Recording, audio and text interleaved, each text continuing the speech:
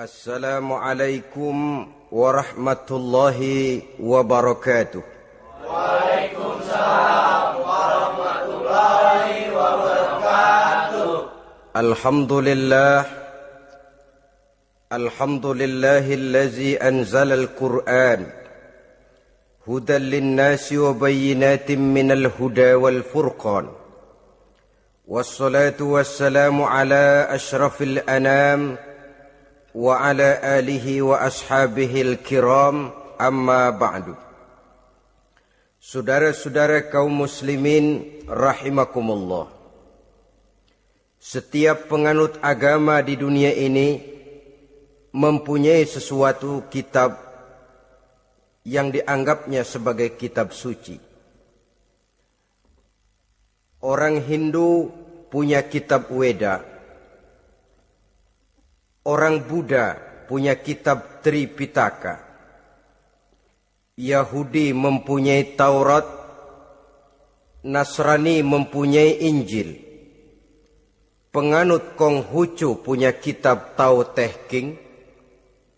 Orang Majusi punya kitab Zen Avesta. Orang kebatinan punya kitab Serat Centani, Hidayat Jati, Darmo Gandul, atau Gatoloco. Sementara kita umat Islam oleh Allah diberikan Al-Quranul Karim. Mengapa kita yakini Quran ini sebagai kitab suci? Pertama, ia bebas dari intervensi dan investasi manusiawi. Ia sepenuhnya, baik isi maupun redaksi, adalah produk dari Allah Subhanahu wa ta'ala. Kita yakini Quran kitab suci karena sampai hari ini belum ada seorang pun yang sanggup membuat seperti itu. Suatu kitab hanya dinamakan suci kalau dia bersih dari investasi dan intervensi manusia. Al-Quran ini sejak turunnya 14 abad yang lalu telah menantang. Wa in kuntum fi raibim mimma nazzalna ala abdina fa'tu bi suratin min mislih. Apabila kamu ragu-ragu terhadap kebenaran Quran yang kami turunkan kepada hamba kami Muhammad, atau kamu menyangka Quran itu cuma bikinan Muhammad saja, cobalah kamu buat satu surah saja semacam Al-Quran. Apabila kamu tidak mampu melakukannya seorang diri, wada'u syuhada'akum, ajak seluruh teman-temanmu. Sejak tantangan ini turun 14 abad yang lalu, sampai hari ini, tidak seorang pun yang sanggup membuat satu surah saja semacam Al-Quranul Karim. Barangkali belum pernah ada yang coba-coba. Sudah. Di antaranya apa yang dilakukan oleh Musailamah Al-Kazzab. Dia mencoba membuat satu surah semacam Al-Quran yang kalimatnya sudah berbentuk bait-bait syair, tapi isinya jauh panggang daripada api. Yang kedua, kita yakini Quran sebagai kitab suci karena isi dan ajarannya sesuai dengan fitrah manusia. Suatu kitab dinamakan suci kalau ajarannya sejalan dengan fitrah manusia. Misalnya, manusia secara fitrah, kalau dia laki-laki, normal nafsu kepada perempuan, itu fitrah. Perempuan suka kepada laki-laki, itu fitrah. Kalau ada kitab suci, tapi melarang manusia untuk kawin, kesuciannya perlu diselidiki. Quran kitab suci sejalan dengan fitrah manusia, maka ia menganjurkan manusia yang mampu untuk melangsungkan perkawinan. Contoh lain, secara fitrah manusia perlu makan. Kalau ada kitab suci yang melarang manusia puasa saja siang malam terus menerus, itu kan sama juga nyuruh orang mati. Quran sesuai dengan fitrah manusia, maka dalam Islam puasa wisol, puasa ngableng apa itu istilahnya, puasa nyambung, Dari pagi sampai sore, sampai malam, sampai pagi lagi puasa terus. Bukan saja tidak boleh, malah haram hukumnya. Kenapa? Itu bertentangan dengan fitrah manusia. Yang ketiga, kita yakini Quran sebagai kitab suci karena isinya tidak kontroversial. Isinya tidak saling bertentangan satu sama lain. Di ayat manapun Quran mengajarkan Allah itu Esa. Satu kali dia berkata haram, dia akan tetap berkata haram. Isinya tidak kontroversial. Sebab kalau ada kitab suci, di satu pihak mengajarkan Tuhan Esa, di lain ayat mengajarkan Tuhan 3, di lain ayat lagi mengajarkan Tuhan 4, kitab kacau namanya. Bagaimana suatu kitab bernama suci kalau isinya kontroversial satu dengan lainnya? Dari 3 kriteria inilah kita yakini Quran sebagai kitab suci. Masalah yang akan kita bicarakan pada pertemuan kita kali ini, bagaimana sikap kita terhadap Al-Quranul Karim sebagai kitab suci. Berangkat dari sebuah hadis di mana Rasulullah Sallallahu Alaihi Wasallam pernah memberikan tawaran. Beliau bersabda, "Man ja'ala al-Qur'ana amamahu qadahu ilal jannah, wa man ja'ala al-Qur'ana khalfahu saqahu ilan nar." Siapa yang menjadikan Quran sebagai imam, maka Quran akan membimbing dia ke dalam surga. Tetapi siapa yang menjadikan Quran sebagai makmum, maka Quran akan mendorong dia ke dalam neraka. Pilihan terserah kita. Siapa yang menjadikan Quran sebagai imam, ditempatkannya Al-Quran di depan, dia ikuti petunjuk dan ajaran Al-Quran, maka Quran akan membimbing dia ke surga. Surga dunia, lebih-lebih lagi surga akhirat.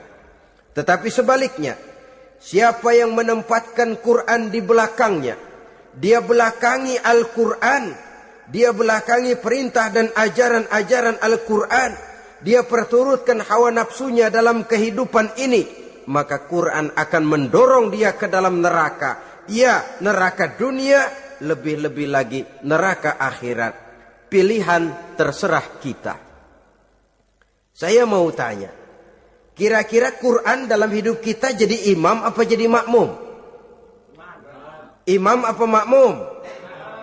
Kalau Quran jadi imam, artinya kita umat Islam jadi makmum. Resiko dan logika tentu. Makmum harus ngikuti imam. Imam takbir, makmum takbir. Imam ruku, makmum ruku.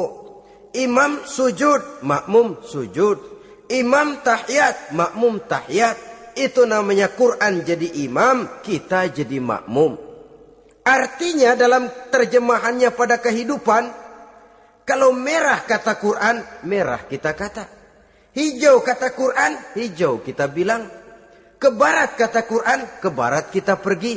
Ke timur kata Quran, ke timur kita berangkat. Halal kata Quran, halal kata kita. Haram kata Quran, haram kita bilang. Itu Quran imam, kita makmum. Nyatanya kadang-kadang kontras. Nyatanya kadang-kadang paradok. Merah kata Quran, hijau dong kata kita. Halal kata Quran, remeng-remeng kata kita. Ke barat kata Quran, ke timur kita pergi. Dalam praktek kita mau jadi makmum, Quran kita suruh jadi imam. Kita sesuaikan Quran dengan selera kita. Mana-mana ayat yang menguntungkan, mana ayat yang sesuai dengan mau kita, itu yang kita baca kuat-kuat. Itu yang kita canangkan ke tengah masyarakat ramai. Tapi manakala Quran itu bertentangan dengan nafsu kita, bertentangan dengan gaya dan kepribadian kita, kita umpetin itu Quran. Kalau kita cuma umpetin lumayan, kadang-kadang kita tuduh Quran ketinggalan zaman. Kita anggap Quran tidak relevan lagi dengan situasi dan kondisi. Kalau sudah begitu, sudah menyeberang terlalu jauh namanya. Saudara-saudara kaum muslimin rahimakumullah.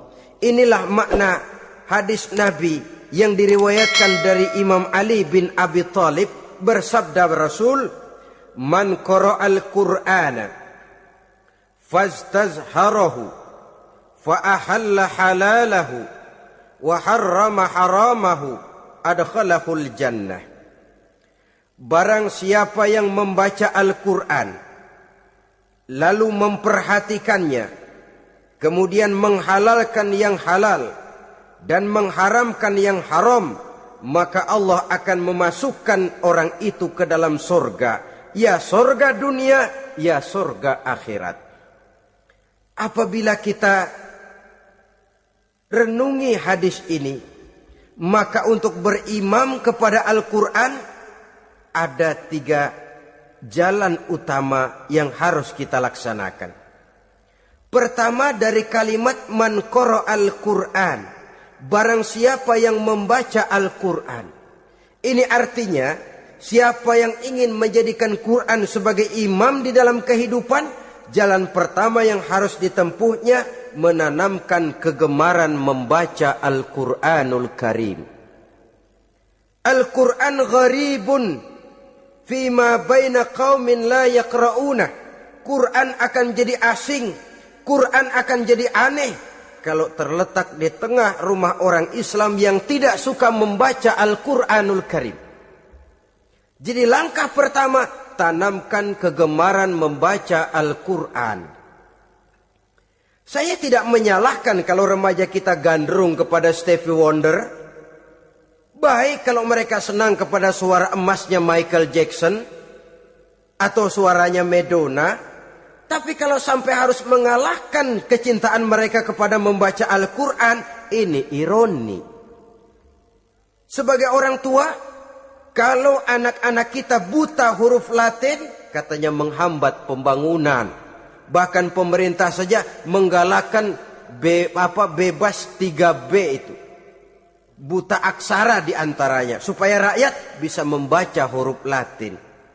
Kalau anak-anak kita buta huruf Latin, katanya menghambat pembangunan. Bagaimana kalau anak-anak kita buta huruf Quran? Jelas saja menghambat proses kesadaran dan kebangkitan dari dunia Islam itu sendiri. Satu contoh ringan. Dulu sebelum pembangunan merata, listrik belum lagi masuk desa, kampung gelap, rumah pakai lampu minyak. Kalau kita masuk kampung, terasa banyak orang Islam. Kenapa? Di rumah sebelah sana kita dengar anak muda sedang latihan baca rawi. Sebelah sini ibu-ibu sedang selawatan. Di rumah sana remaja sedang baca Quran. Pembangunan maju, listrik masuk desa. Alhamdulillah. Tapi apa yang kemudian terjadi? Proses pergeseran nilai. Setelah listrik masuk desa, radio main kenceng-kencengan. Televisi main gede-gedean. Baca Quran sudah barang aneh, langka. Tengoklah sekarang kalau kita masuk kampung, ada yang remaja sedang baca Quran. Rasanya kok aneh, nggak umum. Sesuatu yang baik malah menjadi nilai-nilai keanehan. Saudara-saudara kaum muslimin rahimakumullah, tanamkan kegemaran membaca. Dalam satu hadis Nabi pesan, nawiru buyutakum bitilawatil Quran. Sinari rumah tanggamu dengan bacaan Quran. Sebab listrik ini cuma bisa menerangi gelap, tapi tidak akan sanggup menerangi hati manusia. Quran produk Allah dibaca dalam segala keadaan tepat dan pantas. Lihat saja, orang sedih baca Quran terhibur. Orang gembira baca Quran tidak lupa diri. Di rumah mewah ada yang baca Quran, bagus. Di gubuk reot di pinggir kali ada yang baca Quran, cocok. Orang kawin dibacakan Quran, bagus. Orang mati dibacakan Quran, tidak jelek. Dalam segala keadaan, in all season, bahasa kerennya, dia pantas dibaca. Saudara-saudara, bahkan orang sakit gigi pun kalau dengar baca Quran tidak marah. Coba lihat. Dia senang benar lagu Michael Jackson, tapi giliran sakit gigi, coba setelin lagu Michael Jackson. Kalau nggak mencah-mencah, kamu gila apa nggak tahu saya lagi sakit gigi? Tapi coba bacakan Quran, dia pasti tidak marah. Begitu besar daya pengaruhnya. Bahkan Abu Jahal sama Abu Lahab pernah rapat. Kata Abu Jahal sama Abu Lahab, Mas Lahab, gini loh mas. Kenapa? Ini saya pikir-pikir salah satu yang menyebabkan kenapa saudara kita banyak ikut ajaran Muhammad. Mereka kalau sudah dengar bacaan Quran terpesona. Jadi kita blokir saja. Caranya gimana? Kasih pengumuman kepada Quraisy, jangan sekali-kali mau dengerin Muhammad baca Quran. Kamu juga jangan. Dan kamu, saya pun begitu. Mari kita janji, tidak mau dengar bacaan Quran. Salaman, pulang ke rumah masing-masing. Dapat 1 hari tahan, 2 hari bertahan, 3 hari, seminggu ke atas. Abu Jahal mulai ada semacam rindu, kangen, pengen dengar ayat Quran. Karena secara pribadi dia mengakui keindahan gaya bahasanya jauh lebih tinggi dari kemampuan penyair Quraisy. Isi ajarannya sangat dalam dan menyentuh segi-segi kehidupan manusia. Gak tahan Abu Jahal kayak dikilikin hatinya. Keluar rumah mindik-mindik, ngumpet-ngumpet. Ngempet di rumah Nabi. Pengen dengar Nabi baca Quran. Rupanya Abu Lahab sama. Pikir Abu Jahal, Abu Lahab gak bakalan keluar. Abu Lahab berpikir, Jahal pasti di rumah. Dua-duanya bareng berangkat ke rumah Nabi. Cuma yang satu dari sebelah barat, yang satu dari sebelah timur. Ngempet, ketemu di sudut, sama-sama kaget. Jahal, loh kamu Lahab? Iya, kamu ngapain? Lah kamu ngapain? Akhirnya sama-sama malu, sama-sama tidak bisa menahan diri, akhirnya sama-sama ngakuin. Bagaimanapun kita harus akui bahwa Al-Quran ini mengandung daya pesona yang sangat luar biasa. Itu dari segi bacaan. Belum lagi dari segi ajaran, belum lagi dari segi isi. Tanamkan kegemaran membaca Al-Quran. Sampai-sampai Nabi katakan, Innal lazi laisa fi jawfihi syai'um minal Quran kal baitil kharib. Orang yang dari tenggorokannya belum pernah keluar ayat Quran barang sepotong pun, belum pernah ngaji barang seayat pun, itu orang kata Nabi kal baitil kharib, kayak rumah kosong. Rumah kan kalau kosong biar bagus, mewah, besar, perabotannya lengkap. Kalau kosong angker, setan kuntilanak memedi betah benar di situ. Saudara-saudara kaum muslimin rahimakumullah. Dalam satu percontohan Nabi mengatakan begini. Masalul mu'minil lazi yaqra'ul Qur'an kamasalil utrujah.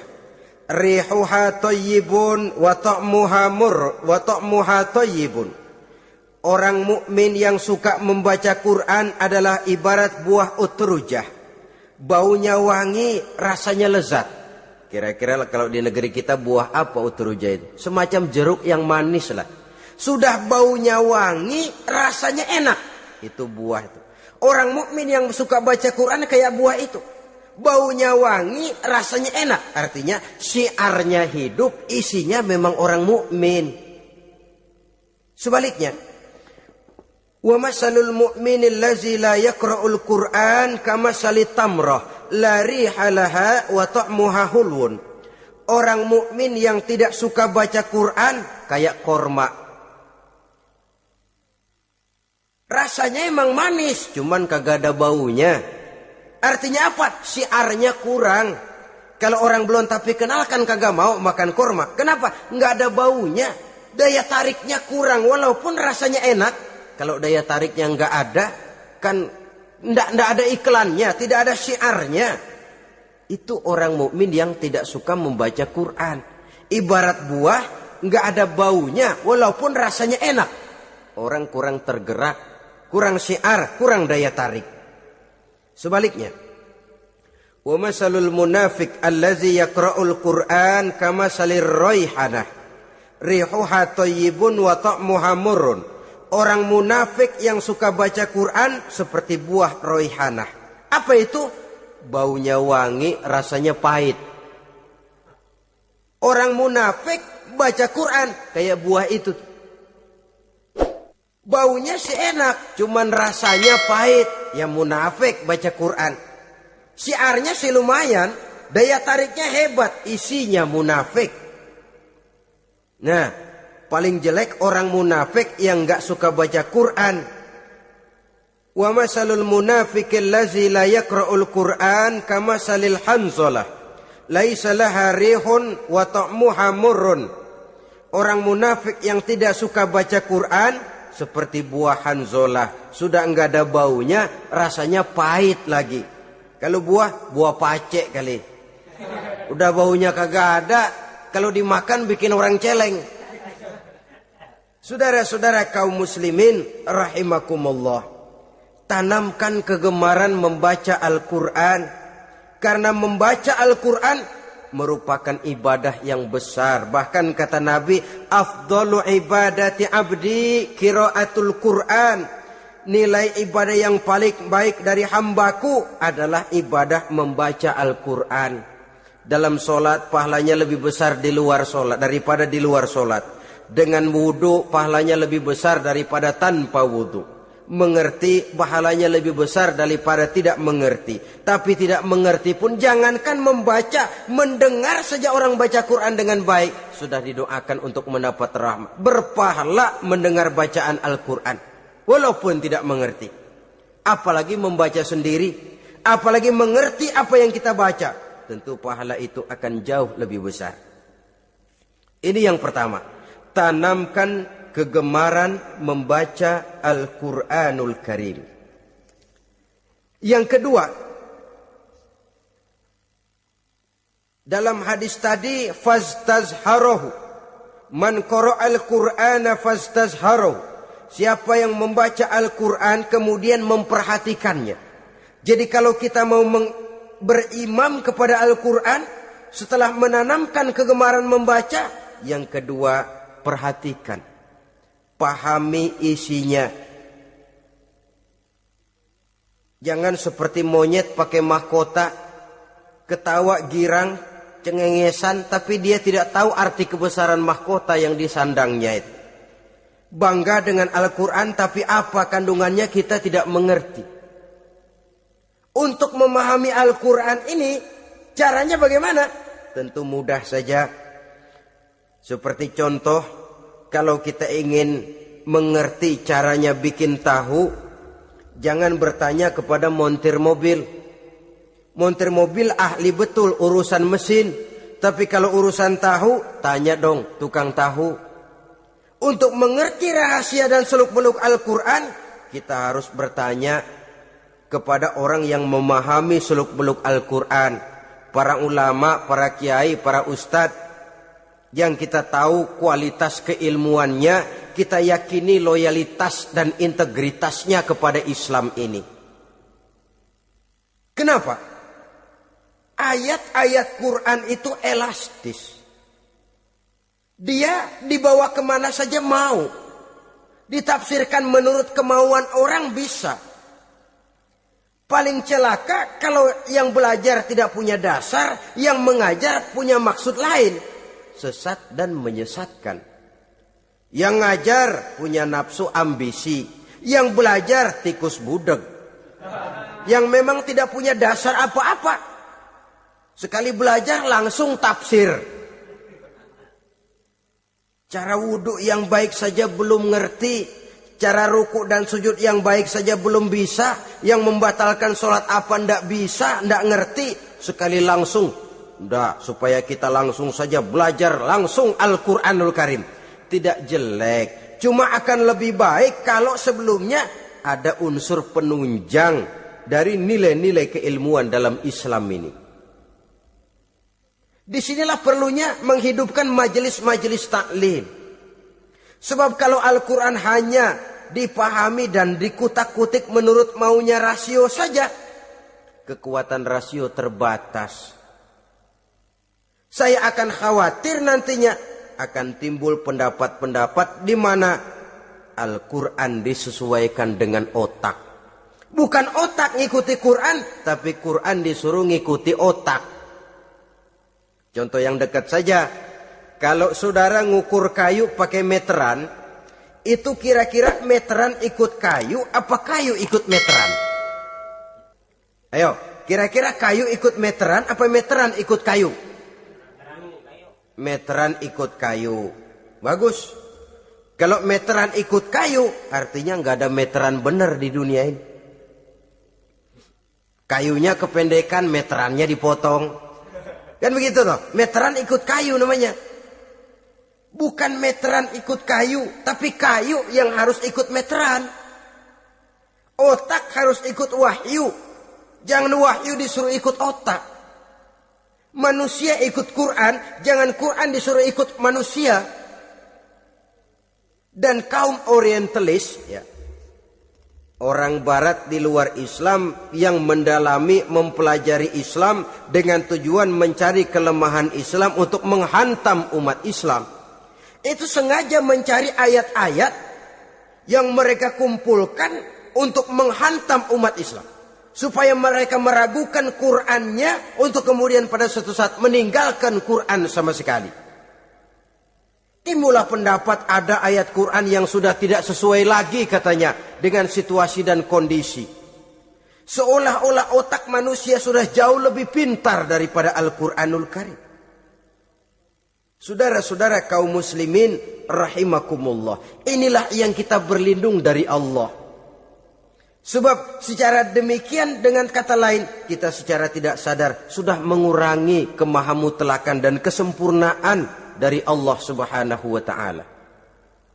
Untuk memahami Al-Qur'an maka kita harus bertanya kepada ahlinya, mengaji, menghidupkan majelis-majelis taklim.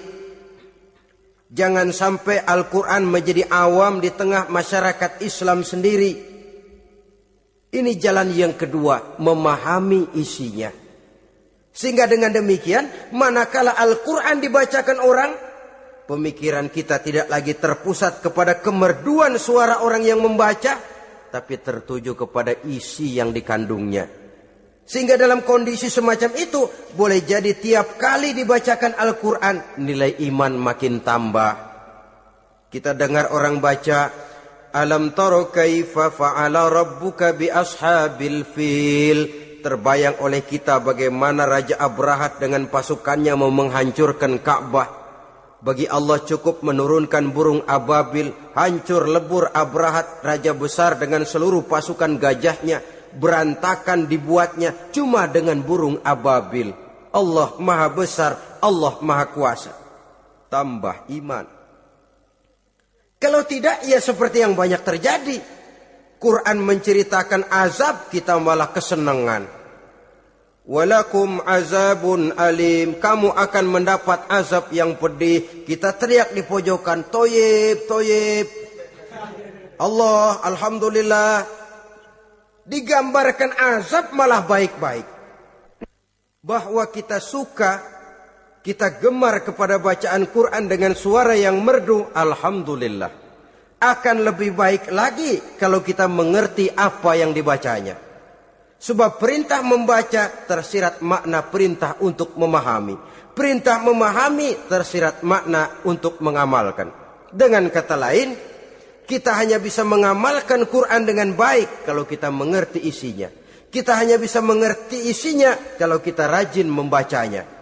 Baik membaca yang tersirat, baik membaca yang tersurat dengan petunjuk para alim ulama, para kiai, dan orang-orang yang ahli di bidang itu. Saudara-saudara kaum muslimin rahimakumullah, inilah jalan kedua. Upayakan memahami isinya. Hidupkan kajian-kajian agama, hidupkan majelis-majelis taklim. Jangan sampai Al-Quran asing di hati kita sendiri. Jangan sampai kita awam terhadap makna kandungan dan ajaran Al-Quran. Sementara kita yakini bahwa dialah yang akan bisa membimbing kita menuju kebahagiaan sejak dari dunia sampai ke akhirat nanti. Jalan ketiga untuk berimam kepada Al-Quran, setelah menanamkan kegemaran membaca, lalu berupaya memahami isinya, yang ketiga adalah mengamalkannya dalam kehidupan, sesuai dengan kemampuan yang kita miliki. Quran tidak akan membawa berkah Kalau ajaran yang terkandung di dalamnya kita baca, tapi kemudian kita injak-injak dalam praktek kehidupan. Quran mengatakan riba haram, tapi praktek kita dalam hidup malah senang betul kepada riba. Quran mengajarkan jagalah kesatuan persatuan dan ukhuwah Islamiyah. Praktek yang kita lakukan malah centang perenang, malah saling bertolak belakang, malah kadang menjegal kawan seiring, menggunting dalam lipatan, ramai kita dengan kita. Lalu kelemahan pun menjadi kenyataan di mana-mana. Quran sekali lagi tidak akan membawa berkah kalau yang kita baca kita injak-injak. Tentang pengamalan Al-Quran ini, Allah subhanahu wa ta'ala mengklasifikasi manusia dalam firman-Nya. Thumma awrasnal kitab allazina astafaina min ibadina.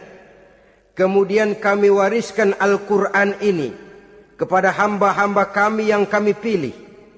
Ya Allah, coba saja kita lihat ayat ini. Quran kitab pilihan. Diberikan kepada umat pilihan, yaitu kita-kita ini. Lalu bagaimana umat pilihan ini setelah menerima Al-Quran? Terbagi dalam 3 kelompok besar.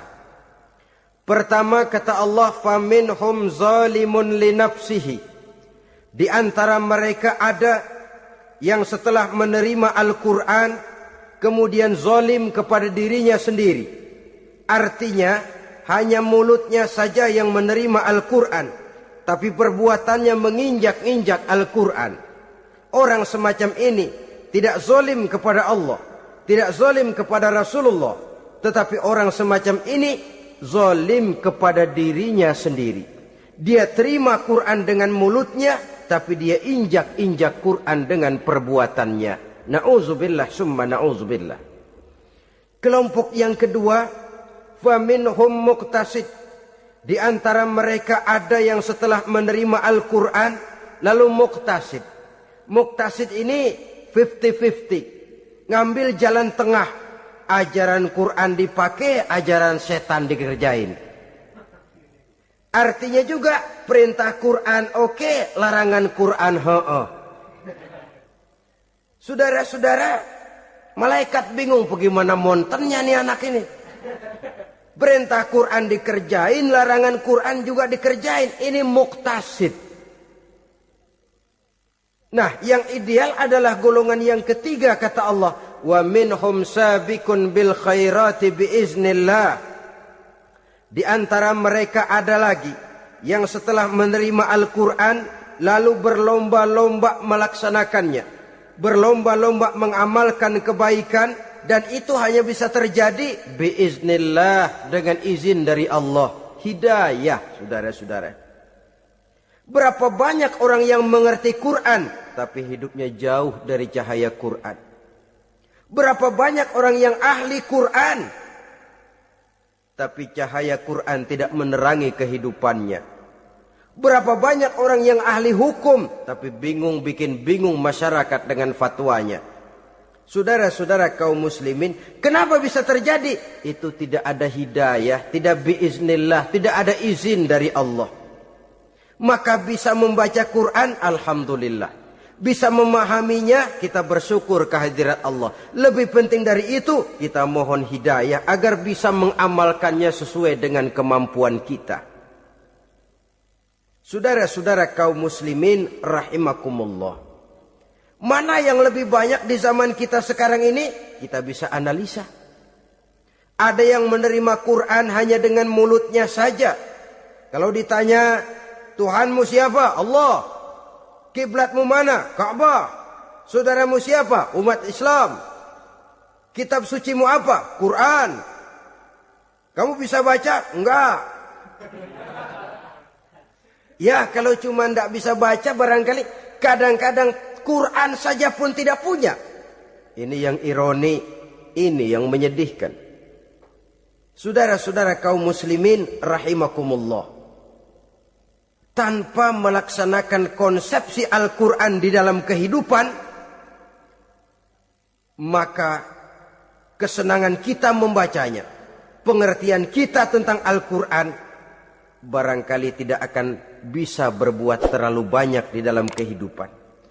Maka sekarang ini sudah ada terjemahan Quran dalam bahasa Indonesia, dalam bahasa daerah, dalam bahasa Inggris, Belanda, bahkan Jerman, yang masih harus terus dan selalu ditingkatkan terjemahan Quran di dalam kehidupan.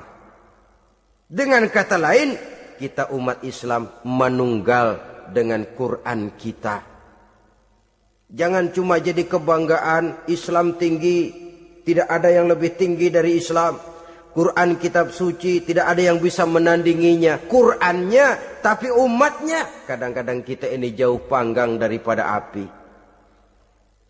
Kita bersyukur musabaqah tilawatil Quran dihidupkan dengan biaya bermiliar rupiah. Sejak dari tingkat kelurahan, kecamatan, wali kota, provinsi, sampai kepada tingkat nasional. Untuk menanamkan kegemaran membaca Quran. Setelah itu hendaknya diadakan peningkatan dengan upaya memahaminya.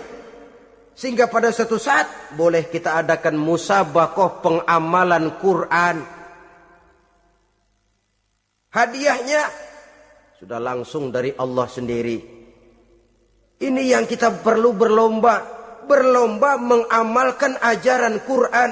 Sabiqun bil khairat. Berlomba mengamalkan ajaran-ajaran Al-Quranul Karim. Nah, oleh karena Al-Quran ini dalam bentuknya yang umum kadang-kadang hanya menjelaskan satu persoalan secara global, kita memerlukan tuntunan sunnah dari Rasulullah Shallallahu Alaihi Wasallam. Umpamanya, Quran hanya mengajarkan aqimis sholat, dirikan sholat. Caranya bagaimana? Tidak ada cara sholat dalam Quran. Dari mana kita tahu cara sholat? Dari sunnah. Itu sebabnya selain Al-Quran sebagai sumber utama, kita memerlukan sunnah. Bahwa sholat pakai takbiratul ihram di Quran tidak ada. Bahwa sholat pakai tahiyat dalam Quran tidak ada. Jadi kalau orang cuma Quran saja, tidak ada sunnah itu, ya bagaimana kita bisa sholat? Quran cuma mengatakan wa atimul hajja wal umrata lillah, laksanakan haji dan umrah karena Allah. Bagaimana manasik haji? Bagaimana cara sa'i? Bagaimana cara wukuf? Bagaimana cara melontar? Tidak ada dalam Quran. Yang memuat itu tidak lain sunnah. Untuk memahami Quran dan sunnah ini, kita memerlukan orang yang menguasai Quran dan sunnah. Oleh karena itu kita perlu petunjuk kepada para ulama. Itu sebabnya Quran sendiri mengatakan, wa in tanaza'tum fi syai'in farudduhu ilallahi wa rasulih. Apabila kamu berbeda pendapat tentang suatu persoalan, kembalikan kepada Allah dan Rasulnya. Kembalikan kepada Allah artinya kembalikan kepada Quran. Kembalikan kepada Rasul maksudnya kembalikan kepada sunnah. Siapa yang mengerti Quran dan sunnah? Para ulama yang kualitas ilmunya kita yakini, loyalitas dan kredibilitas serta integritas keislamannya bisa menjadi panutan. Saudara-saudara kaum muslimin rahimakumullah. Dengan demikian, kalau orang berkata, langsung saja memahami Quran. Sekarang kan sudah banyak terjemahannya. Tidak usah lewat ulama-ulamaan. Saya tidak mencela, cuma agak mengkhawatirkan. Kalau dia memahami Quran cuma sekedar lewat terjemahannya saja, sangat mungkin jadi dia bisa salah paham. Kita memerlukan bantuan sunnah. Kita memerlukan petunjuk para ulama yang menguasai di bidang itu. Kembalikan kepada Quran dan sunnah artinya bertanya kepada orang yang memahami Quran dan sunnah. Loh, dengan begitu kan akan terjadi perbedaan pendapat. Perbedaan pendapat sesuatu yang halal sepanjang tidak menyebabkan kita berpecah belah. Halal berbeda pendapat. Asal diletakkan pada proporsinya. Apalagi kalau perbedaan pendapat itu cuma masalah teknis, bukan masalah prinsip. Kenapa tidak pulang saja kepada tuntunan Quran? Lana a'maluna walakum a'malukum. Kami akan mengamalkan amalan yang kami yakini benarnya. Saudara persilahkan mengamalkan amalan yang saudara yakini benarnya. Sama-sama punya alasan, sama-sama punya dalil. Tidak usah saling menyalahkan. Tidak usah saling mengklaim, merasa yang paling benar, orang lain salah semua. Kemukakan argumen, jangan sentimen. Harus dengan semangat mencari kebenaran, bukan untuk mencapai kemenangan. Kalau sentimen lebih penting dari argumen, kalau kemenangan lebih diutamakan dari mencari kebenaran, yang berlaku kadang-kadang gengsi. Kalau sudah gengsi, yang bicara emosi. Kalau sudah emosi, istilah kita di kampung, ngambek. Gedean ilmunya sama ambeknya. Kadang-kadang, dah saya kalau nggak jadi imam nggak mau sembahyang di situ. Kalau nggak jadi imam, orang lain dianggapnya kagak sah sembayangnya. Oh, pokoknya kalau nggak ngaji sama saya Islamnya kurang bener. Mengklaim. Perbedaan pendapat wajar, halal, asal tidak menyebabkan kita berpecah belah. Dan sewajarnya kita lebih berusaha mencari titik pertemuan, memperbesar persamaan, dan bukan mengutak-ngutik perbedaan. Kadang-kadang inilah penyakit kita nih. Satu kunut, satu tidak sembahyang subuhnya. Bisa RT. Satu usoli, satu tidak. Bisa RW. Satu azan sekali Jumatan, satu dua kali bikin masjid lagi. Kenapa bukan persamaannya yang dicari? Kenapa justru perbedaannya yang diperbesar? Yang masalah macam ini sampai kiamat tidak pernah selesai. Kan lebih baik kalau kita ditanya orang, Pak, sholat subuh itu pakai kunut apa tidak sih? Kalau saya pakai. Kalau yang tidak pakai kunut bagaimana Pak? Betul, kata yang tidak pakai. Jadi yang pakai kunut betul? Betul, karena saya pakai kunut. Yang tidak juga betul? Betul, kata yang tidak pakai. Kalau yang kunut betul, yang tidak kunut betul, lalu yang salah yang mana Pak? Yang salah yang subuh nggak sembahyang. Lebih objektif, proyek garapannya ada, umat tidak berpecah belah. Ini yang konyol, kadang-kadang khutbah Jumat pakai membongkar khilafiyah, menghantam tahlil, menghantam kunut. Selesai sembahyang Jumat, apa yang terjadi? Umat resah, masyarakat gelisah, polemik timbul, masalah tidak terselesaikan. Orang jadi khotib itu raja dalam mimbar Jumat, siapa yang mau bantah dia? Kalau memang mau buka itu persoalan khilafiyah, buka dalam forum khusus. Adakan pengajian, jelaskan masalahnya secara luas, mendasar. Jangan mengklaim dan memponis. Berikan kebebasan kepada umat untuk menilai. Masalahnya selesai, yang tidak puas bisa bertanya. Saudara-saudara, sudah lewat masanya kita meributkan soal itu.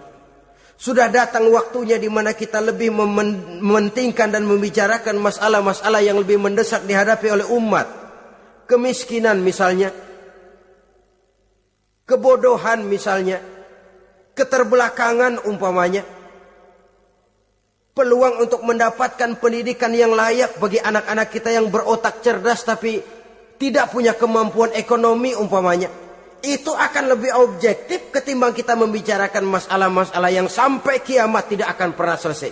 Yang hanya akan menyebabkan kita menjadi lemah, persatuan koyak, solidaritas sosial lalu menurun, saling curiga menjadi tumbuh karenanya, dan pada akhirnya kita tidak akan pernah bisa berbuat banyak. Untung kalau tidak menjadi tertawaan bagi orang yang berdiri di luar pagar. Saudara-saudara kaum muslimin rahimakumullah. Sekali lagi, Al-Quran tidak akan membawa berkah kalau yang kita baca, kita injak-injak. Oleh karenanya, untuk berimam kepada Quran ini, sekali lagi pertama, tanamkan kegemaran membaca.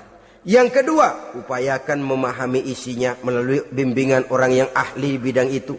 Yang ketiga, amalkan sesuai dengan kemampuan. Sebab itu ada prinsip, kalau isi suatu hadis nampaknya bertentangan dengan otak, kesohihan hadis itu boleh diperiksa. Tapi kalau ayat Quran nampaknya bertentangan dengan otak, otaknya yang harus diperiksa. Jangan Qur'annya lalu disesuaikan dengan otak. Sebab kalau kita sudah berani berteori, ada ayat Quran yang tidak sesuai dengan keadaan. Ayat yang mana? Yang ini. Tahun depan tambah lagi. Tahun depan tambah lagi. Makin lama makin habis Al-Quran itu.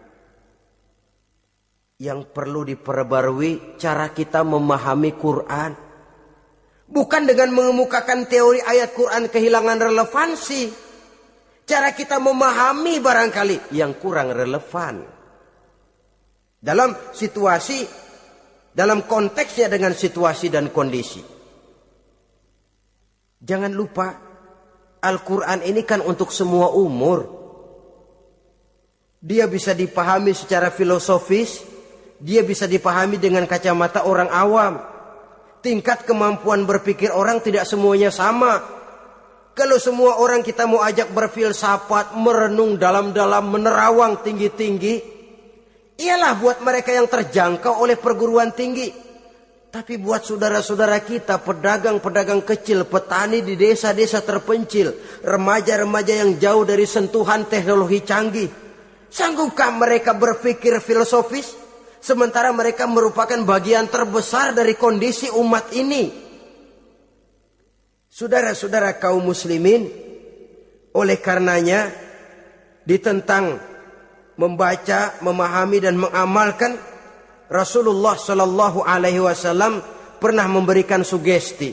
Beliau bersabda, "In aradtum aisha su'ada, apabila kamu menginginkan kehidupan yang bahagia, hidup seperti hidupnya orang-orang yang bahagia." Dan tentu ini keinginan kita semua. Wa mautas syuhada, dan menginginkan mati sebagai matinya para syuhada, para pahlawan pembela agama, orang yang mati syahid. Wah, ini sudah tidak duanya ini. Hidup mulia, mati syahid. Dapat dua-duanya. Wan najata yaumal hasyri, dan ingin mendapat keselamatan pada hari hasyar, hari pengumpulan manusia di padang mahsyar. Wazilla yaumal harri, dan mendapat perlindungan dari Allah pada hari yang sangat panas. Wal huda minad dhalalah, dan mendapat petunjuk dari kesesatan. Nah, ini keinginan semua orang. Kan yang kita cari apa sih?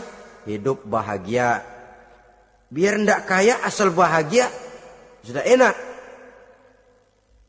Lalu apalagi? Matinya sebagai syahid. Kemudian di hari pengumpulan nanti mendapat keselamatan. Lalu pada saat orang lain kepanasan kita mendapat perlindungan. Kemudian orang lain kebingungan kita mendapat petunjuk. Kalau ini yang diinginkan kata Nabi, resepnya fa'adimu qiraatal Quran. Maka lazimkan, biasakan olehmu membaca Quran. Tidak ada terlambat. Idealnya memang dari kecil, sebab lidah kalau sudah kaku berat. Disuruh baca innallaha laghaniyun hamid, lidahnya berat. Innallaha lampuniyun hamid, lampuniyun. Laghaniyun jadi lampuniyun. Lidah itu kalau sudah berat ya memang berat. Disuruh baca ya bani Israel, lidahnya berat. Ya bini Siroil gitu. Jadi ya bini Siroil. Saudara-saudara, idealnya memang dibiasakan dari kecil supaya lidah itu ringan. Kalau tidak, tidak ada istilah terlambat. Saya malu pak, belajar alif-alifan udah gede. Ya jangan alif-alifan, alif beneran. Alif-alifan kapan bisanya? Alif beneran yang dipelajari.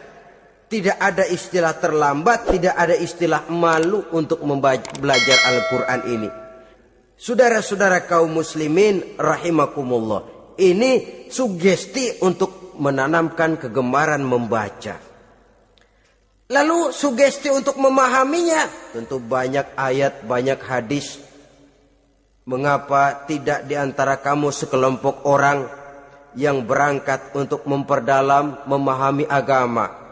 Falaula nafaro min kulli firqatin minhum ta'ifatun liyatafaqahu fid din. Di tengah kelompok orang yang berangkat belajar teknologi canggih, di tengah grup orang yang mendalami ekonomi, di tengah kelompok orang yang membidangi hukum, di tengah kelompok orang yang sibuk meneliti ilmu-ilmu kedokteran. Mengapa tidak ada kelompok orang yang secara takhasus liyatafaqahu fid din, mendalami agama ini, mendalami Quran ini? Harus ada. Lalu sugesti untuk mengamalkan Al-Quran kelihatan dari peringatan Allah yang kita bisa temukan pada surah Thaha ayat 124 sampai dengan 127. Wa man a'rada an zikri, barang siapa yang berpaling dari peringatanku, kata Allah. Barang siapa yang berpaling dari Al-Quran ini, dia terima Al-Quran, dia imani Quran, tapi dia berpaling dari ajarannya. Dia injak-injak apa yang seharusnya dia amalkan. Dia perturutkan hawa nafsunya. Maka kata Allah, fa inna lahu ma'isyatan dhanka, dia akan diberikan satu penghidupan yang sempit. Inna lillahi wa inna ilaihi raji'un. Diberikan hidup yang sempit. Kalau hidup sudah terasa sempit, bagaimanapun luasnya rumah, sempit. Kalau hidup sudah terasa sempit, bagaimanapun banyaknya harta, sumpek. Kalau sudah hidup ini terasa sempit, bagaimanapun luasnya pergaulan, tidak ada tempat kita bertanya, melarikan persoalan, membagi rasa. Siapa yang berpaling dari Quran, dia akan diberikan penghidupan yang sempit. Bukan dagangnya tidak untung, bukan kerjanya tidak digaji, tapi kesempitan hati lebih bahaya loh dari kesempitan ekonomi. Itu di dunia. Di akhirat, wa nahsyuruhu yaumal qiyamati a'ma. Di akhirat nanti dia akan dikumpulkan oleh Allah dalam keadaan buta. Ya Allah, ya Rasul. Padahal ke akhirat kita baru tumben. Sekali ke akhirat buta. Masya Allah. Di tempat kita lahir saja, kalau tadinya kita melihat tahu-tahu menjadi buta, kita bingung. Padahal jalan sudah pernah kita lihat, arah sudah pernah kita tahu. Bagaimana di padang mahsyar nanti? Kemana jalan yang akan ditempuh? Kepada siapa kita hendak bertanya? Mana teman, mana istri, mana anak? Buta pula kita. Satu kesengsaraan yang merupakan puncak kesengsaraan. Dikala itu orang yang semacam tadi protes. Rabbi, lima hasyartani a'ma wa qad kuntu basira. Wahai Allah, kenapa hari ini saya dikumpulkan dalam keadaan buta? Padahal ketika di dunia dulu saya melihat, saya menyaksikan gunung yang menjulang tinggi ke angkasa. Saya melihat lautan yang luas terhampar biru membentang. Saya saksikan tanah sawah luas menguning. Saya saksikan keindahan alam. Di dunia saya melihat Allah. Kenapa sekarang saya dikumpulkan dalam keadaan begini? Protes dia, tidak terima dia. Allah jawab, kadzalika atatka ayatuna fanasitaha. Kata Allah, begitulah memang. Dahulunya waktu di dunia telah datang ayat-ayat kami kepadamu. Telah turun Al-Quran. Telah datang agama. Fanasitaha. Tapi kamu lupakan dia. Kamu lupakan Quran. Kamu lupakan Islam. Datang ayat, turun Quran, turun agama. Kamu belaga pilon. Kamu belaga enggak tahu. Wa kadzalikal yauma tunsa. Maka hari ini pun begitulah kamu dilupakan. Sebagaimana dulu waktu di dunia, kamu telah melupakan ayat-ayatku, melupakan kitabku, melupakan ajaran-ajaranku. Hari ini kamu pun dilupakan. Seolah-olah Tuhan cuma enggak bilang, mereka protes, Tuhan, kenapa saya buta padahal di dunia saya ngelihat. Kata Tuhan, kalau bahasa kita, lu rasain. Lu sih, kenapa dulu di dunia? Pura-pura enggak lihat. Kenapa waktu di dunia? Pura-pura enggak tahu. Kenapa waktu di dunia? Kamu lupakan Quran. Maka hari ini pun engkau kami lupakan. Wa kadzalikal yauma tunsa. Wa kadzalika najzi man asrafa walam yu'min bi ayati rabbih wal azabul akhirati asyaddu wa abqa. Demikianlah kami membalas orang yang berlebih-lebihan, orang yang melampaui batas dan tidak mau beriman kepada ayat-ayat Tuhannya, dan sungguh siksa akhirat itu lebih dahsyat dan lebih kekal. Siksa dunia mungkin kelaparan, kekurangan ekonomi, kekurangan pakaian, tapi berapa hari paling lama seumur manusia? 70 tahun umur kita, ya paling lama begitulah. Tapi siksa akhirat, kesengsaraan akhirat, kesengsaraan neraka, asyaddu wa abqa, lebih dahsyat dan lebih kekal. Di zaman sekarang orang bukan cuma berbuat potong kompas, berpikir pun potong kompas, berpikir pun ngambil jalan pintas. Dia lebih memilih kesenangan yang sedikit dengan mengorbankan kesenangan yang abadi. Dia mengejar surga yang sebentar dengan menghancurkan surga yang kekal. Dicarinya surga dunia, hidup cukup, rumah bagus, makan bagus, pakaian bagus, istri bagus, dengan menghalalkan segala macam cara, berpaling daripada kehidupan agama, lalu menginjak-injak Al-Quranul Karim. Kita berlindung kepada Allah, jangan sampai dimasukkan dalam kelompok yang di akhirat nanti dibangkitkan dalam keadaan buta. Na'udzubillah summa na'udzubillah. Di sini kita terkesan dengan apa yang dikatakan Sayyid Muhammad Abduh, al-Islam mahjubun bil muslimin. Kebesaran Islam kadang-kadang tertutup oleh tingkah laku umat Islam sendiri. Keluhuran dan kesempurnaan Al-Quran tertutup oleh kebodohan umat Islam. Sedangkan untuk mengungkapkan rahasia Al-Quran ini diperlukan keahlian yang kompleks. Saudara yang di fakultas teknik belajar teknologi, ungkap buka rahasia Quran di bidang teknologi. Saudara yang di bidang kedokteran, ungkap buka rahasia Al-Quran di bidang kedokteran. Saudara yang ahli geologi, pelajari struktur kulit bumi dengan mengungkap rahasia Al-Quran.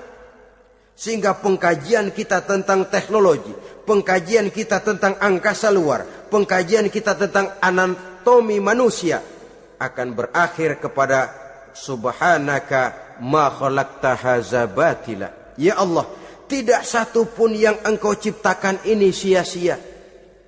Perut bumi mengandung minyak, timah, kekayaan yang berharga untuk manusia. Mempelajari angkasa luar bisa memahami musim dan menyelamatkan manusia.